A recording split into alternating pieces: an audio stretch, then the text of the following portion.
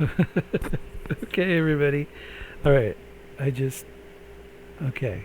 I'm just trying to breathe in, breathe out. Okay. This is really kind of cool. I don't know what to think of this yet. Okay.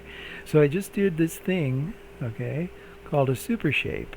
Okay. So what I did was, all right, I'm trying to calm down here. I was following this guy's tutorial, okay, on super shapes. In his his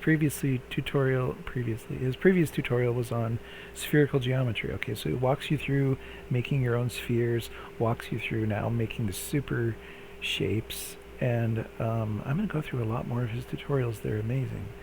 Um, and he directed me to this website from paulbork.net, Geometry Super Shape, okay, and there's a whole thing on how to do the super shape function. Okay, so number one, this is the sphere. This is the original sphere code that I didn't just get this from coding train just now. I've had the sphere code that I've used for quite a while. So I kind of deconstructed it and found out that it's exactly the same. The way that he makes his spheres, he uses processing. This is C++. Okay, so long story short. Okay, long story short. I'm not sure why this works, but I took out, see, because in his tutorial that he goes through with the coding train, he's got the negative pi to pi over 2 and all that other stuff, but I just changed it back because I was having some, see here, this was the code I was trying to go from negative pi over 2 to pi over 2, and then over here to go from negative pi to pi. Okay, that didn't work, so I swapped it back. So this is the regular sphere code that goes from 0 to pi in this case, and then here it goes from 0 to 2 pi. All right, and then I use this function that he walked me through creating, this function that basically gives you, here's the radius, okay, and I added, this is just the basic unit radius. I set to 1 at the top of the screen there, you can see.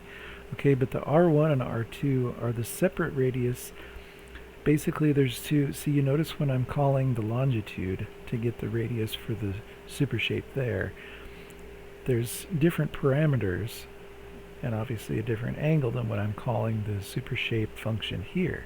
So he describes it as one super shape in one direction and then another super shape on another axis, and they're kind of being merged when you multiply the radius together through here, which makes sense.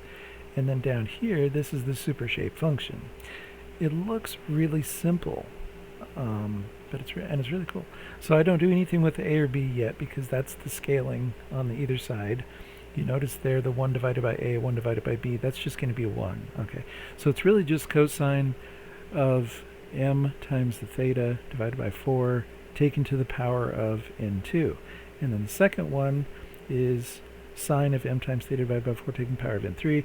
Then the final return value, which is the calculated radius, is both of those added up, taken to the power of negative 1 divided by n1, and then you return that.